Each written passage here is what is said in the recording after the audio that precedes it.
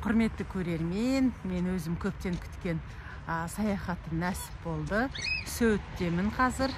Сөйт білесіздер, біздің Маңғыстау жақтың тумасы дейді. Тарих Сүлейман Шахтың балалары, Ертұғырыл Ғазидің осы жерлерді өзінің адал еңбегімен сыйға алған болатын Селжұқ сұлтаны Аладдин Кейкубаттан. Әрине оны тегіннен тегін сыйға берген жоқ. Ол Аладдин Кейкубатқа моңғолдармен шайқаста көп көмек көрсеткен. Кейін Селжұқ сұлтаны Ертұғырылға Үчбей деген лауазым береді ғой. Жаңағы шекарада тұрған биліктің басшысы етеді, және бір жағынан елші ретінде.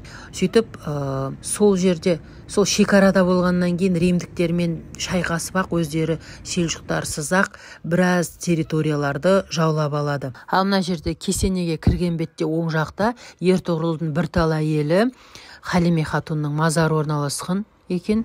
Ал жалпы Ертұғырылдың заманына байланысты тарихи ақпараттар өте аз.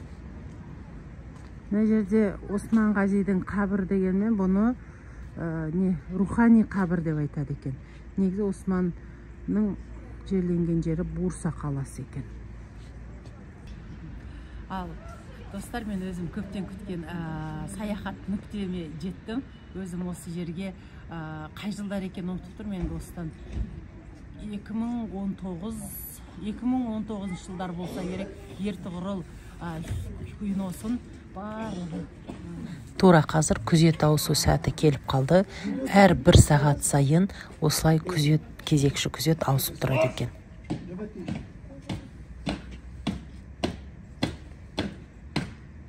Күзеттің ауысу салтанаты.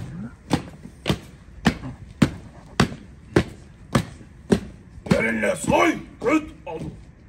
Sola, dön, kayıt. Ertuğrul'dan sürme saygı nöbetli ukaz saat devrediyor. Ertuğrul'dan sürme saygı nöbetini ukaz olarak devrediyorum. Ertuğrul'dan sürme saygı nöbetini ukaz olarak devrediyorum. Ertuğrul'dan sürme saygı nöbetini ukaz olarak devrediyorum.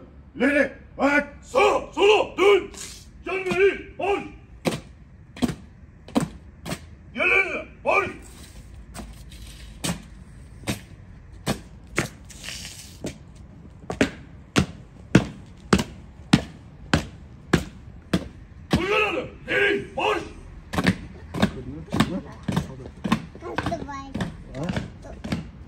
Күзет сарбаздары жергілікті полицияға қарайды екен. Достар, бүкіл әлем сүйсініп тамашалаған, әділдікке әбден зәру болған жұртшылық керемет бір сүйсініп көрген Ертұғырыл телехикаясының фанат ретінде мен де осы жерге келіп қалдым. Сөйтке келу менің де бір ойымда жүрген бір армандарымның бірі болатын. Міне Ертұғырыл Ғазидің мазары да осы жерде, және қазір міне осы жерді дұрыстап, жөндеп, жерде Ертұғырылдан бөлек оның үзеңгілес достары болған, қарулас достары болған батырлардың да бейіті осы жерде, және осы жерде жаңағындай сол кездегі киімдерді киіп, қаруларды асынып күзет ауысады. Бір жағынан сонда түсіріп алуға, зиярат етуге келіп қалдым. Сіздерді кешеден бері Билежик қаласымен таныстырып жүрмін. Мынау Сөйт Билежиктің бір ауданы болып саналады, шағын ғана. Енді сол Ертұғырыл киносын көрген болсаңыздар, бұл кино негізі Режеп Тайып Ердоғанның басшылығымен тапсырысымен түсірілген бірнеше киноның бірі дейді, және сол киноны түсіру алаңын арнайы дивизия әскер қадағалаған екен, қорғаған екен. Ертұғырыл фильмінің өзектілігі неде десеңіз, мен үшін мысалы ол жерде әділдіктің не екенін, шын жаңағы исламның, халифаттың құрылу мақсаттарын анық байқауға болады. Сөзге беріктік, адалдық дегеннің не екенін өз басым сондай көріністерді көрген үшін өте қатты ұнатқан болатын. Менің артымда мына жерде Осман Ғазидің қабірі дейді. Шын мәнінде Ертұғырыл Бурсаны жаулап алмақ болған, бірақ өз өлімімен қайтыс болған дейді. Бірақ оның арманын Бурсаны шабуылдауды Осман бей жалғастырып, осы Османлының жаңағы осы Билежиктен кейінгі астанасы Бурса болады. Міне осындай керемет батырларымыз, біздің сол Сүлейман Шах Ертұғырылдың әкесі, Маңғыстаудың тумасы, оған тарихи дәлелдер бар екен. Мен бұдан бұрын да қарағам, негізі ақпарат жинағам, аз-маз көп емес, бірақ мысалы мына Қай тайпасы Оғыздан тараған тайпа екеніне күмән жоқ. Қазақта сөз бар, жер-судың аты тарихтың хаты дегендей, сол біздің Маңғыстау өңірінде әлі де сол Қайының таңбасы белгіленген үңгірлер, жартастар өте көп екен. Тек Қай емес, Оғыз тайпалардың мекендеген белгілері бар екен. Кәдімгідей үңгірлер бар, сол жерде құпия кеңестер өткізген. Жалпы мынау ішкі туризм дегеннің мықты екенін Турцияда жүріп біліп жатырмыз. Өздері-ақ өз тарихи орындарды зиярат етіп, өстіп ата-бабасының жүрген ізімен жүреді екен. Бізге де сондай ішкі туризмді дамытса деген арман бар. Мысалы, мен де Маңғыстау, Батыс Қазақстан өңірін бір барып көргім келеді. Сол жақта міне сайрап тұр дейді, тау-тастың бәрі. Қайлы деген елді мекен де бар екен. Мысалы, біз оның бәрін біле бермейміз. Ал жалпы Ертұғырыл фильмі тек түркі жұртына емес, сонымен қатар мен білуімше мынау Латын Америкасынан біраз адам өздерінше бір хижра жасағандай болған екен. Сол киноның әсерімен әділдік, исламға ғашық болып, мысалы Бразилиядан көшіп келген жанұялар бар екен, осы киноны көргеннен кейін өзінің жаңағы ислам ортасында өмір сүргісі келіп. Міне бізде шыны керек батыс мәдениеті жаулап жатқан кезеңде, жалпы өз басым үшін де Ертұғырыл киносын көріп, ата тарихымызға қарай бет бұруда менде де өзгерістер болды өз басымда. Сол үшін де біздерге, қазақтарға, қазір енді жаңа шығып жатқан киноларға көп сын айтылады ғой. Біздерге осындай мықты тарихи кинолар түсіріп үйрену керек. Кино деген халыққа әсер етудің, халықты тәрбиелеудің, оған құндылықтарды сіңірудің мықты құрал екеніне анық көзіміз жетіп отыр. Оны барша білеміз ғой негізі. Бірақ міне қараңызшы, осы жерге тек Қазақстан емес, әлемнің түкпір-түкпірінен сол киноны көрген адамдар ағылып келіп жатыр екен. Мына менің арт жағымда қазір Ертұғырылдың үзеңгілес достары, қарулас батырлары дейді екен, бұяқта силақлы аркадашылар дегендей, қазақша үзеңгілес достар деп аудардым. Солардың да мазары бар. Кинодағы айбалтамен шайқасатын Тұрғыт би бар екен. Көрейік солар, достар. Мен сіздерге өзімде танысайын, бұл қаламен сіздерді де таныстырайын.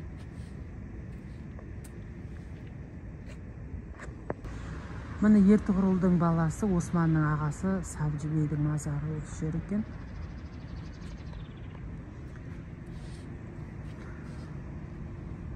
Мұнда көрейік.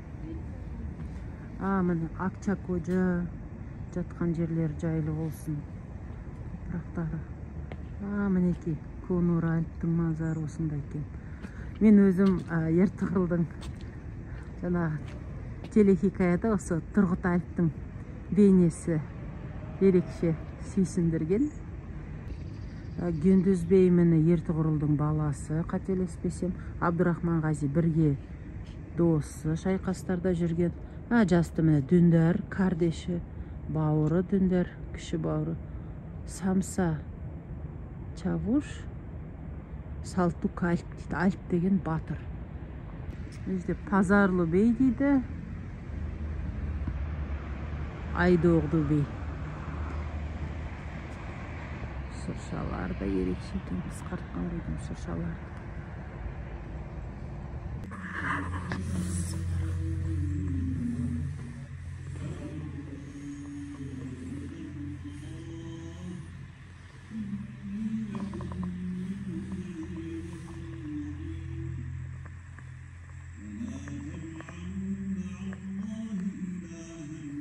Достар, міне қазір Ертұғырыл батырдың мазарындамыз. Бұл жерде Ертұғырылдың, тура сол Ертұғырыл бүкіл үш патшалықты біріктіріп, халифаттың, ислам туының, жалауының астына жинаған парсы, араб, түркі әлемін десек болады.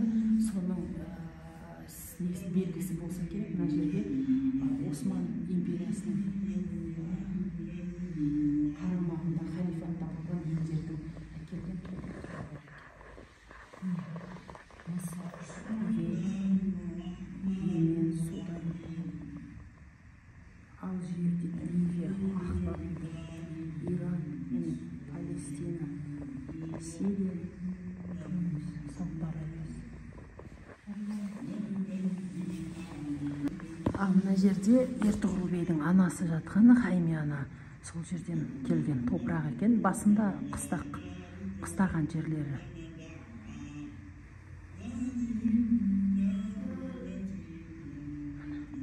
Палестина топырағы. Достар, басында айтқанымдай, осы жерге Осман империясын құлатқаннан кейін гректер Бележекке шабуылдаған. Бележекті екірес сол кезде ең бірінші істеген әрекеттері осы Ертұғырыл бейдің мазарына келіп, қиратып, атқан, оқ жаудырған, соның ізін бүгінде қалдырып кеткен. Тиіспеп сол күйінде қалдырған. Қарасаңыз, мына бір терезеде де. Бірақ сол айттық қой, осы жердің тұрғындарының иманының арқасында өте үлкен қолымен келсе де жеңілген гректер екіресті шапқанда.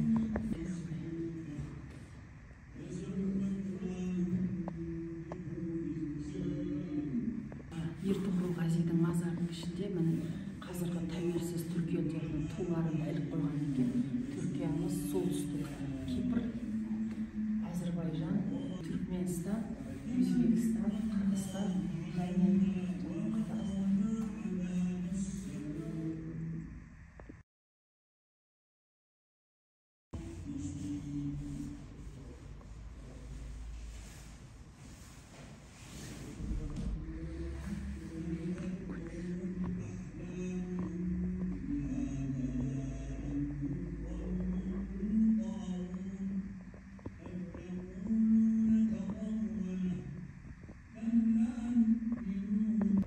арабша қарттың аудармасы.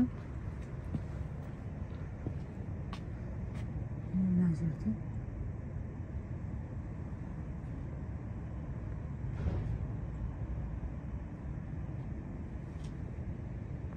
естелік қып алып кетуге дүкенде небір керемет заттар бар екен. Мынау естеріңізде болса, Мұхаммед пайғамбарымыз саллаллаху алейхи ва саллям күйеу баласы Алидің айыр қылышы бар деуші еді ғой. Кейін сол Ертұғырылда Алияр бей дегенде бір батырдың қолынан көріп, ойын қылыш болса да салмағы әжептеуір екен. Енді бұларды да көріп тәнті болып жатырмыз. Жалпы енді адамзатқа сәуле шашқан бұл Ертұғырыл Ғазидің өткен өмірін кино арқылы көпшілікке жеткізу үлкен бір феномен болды деп ойлаймын. Ал енді осының бәрі бүгінгі ұрпақтың көкірегіне сәуле түсіру үшін керек. Андай күллі әлемге өзгеріс әкелген ерлерді дәріптеу қандай бір ғанибет нәрсе. Ал ағайын, тарихтың көне сілемдеріне көз жүгірту, ой жүгірту ол керек шаруа, керек. Тарихқа үңілмей арман құруда мүмкін емес. Сол үшін де осындай керемет алып тұлғалардың барын білген, оларды зиярат еткен, олардың істеген іс-әрекетінен үлгі өнеге алған болашақ мына өскелең ұрпақ үшін өте маңызды деп ойлаймын. Өйткені мына қасиетті топырақтарда сондай исламның әділдігін, ізгілігін ту еткен, паш еткен, шын өмірде көрініс тапқан бүкіл әдемі исламның ойы өрнектері десек болады. Өйткені Түркия Республикасында жүріп, халифаттан кейін міне бір ғасыр өтті ма, сонда да ізі бар. Халықтың бойынан көрінеді, мына әдептен көрінеді, ахляқ дейді ғой, тәрбие дейді, ислами. Содан көп байқаймыз. Енді дін, асыл дінімізді ұстанатын ұрпақ көбейе берсін.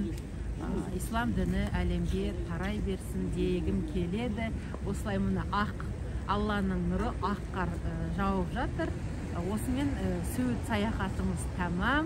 Арнама жазылып лайк қойып, арнамды қолдауды ұмытпаңыздар.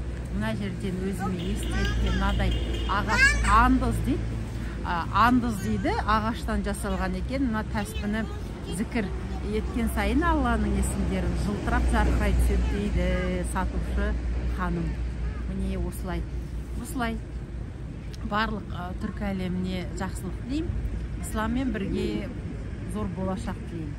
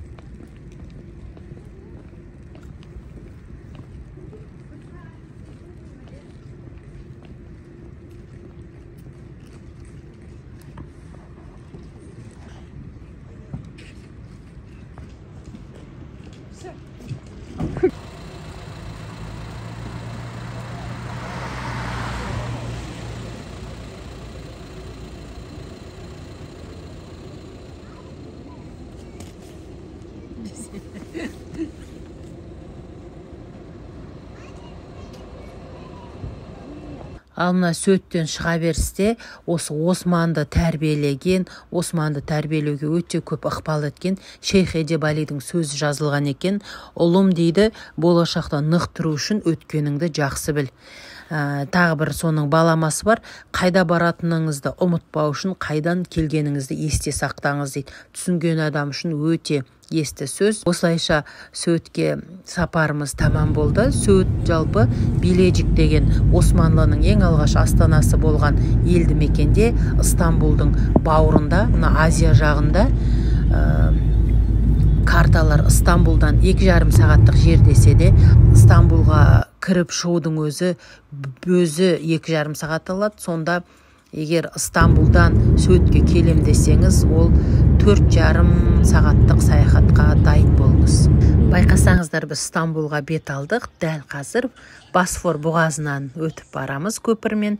Стамбулда да көпшілік біле бермейтін, көпшілік бара бермейді. Әдемі, маңызды тарихи орындарға барамыз. Алла бұйыртса, бізбен бірге болыңыздар.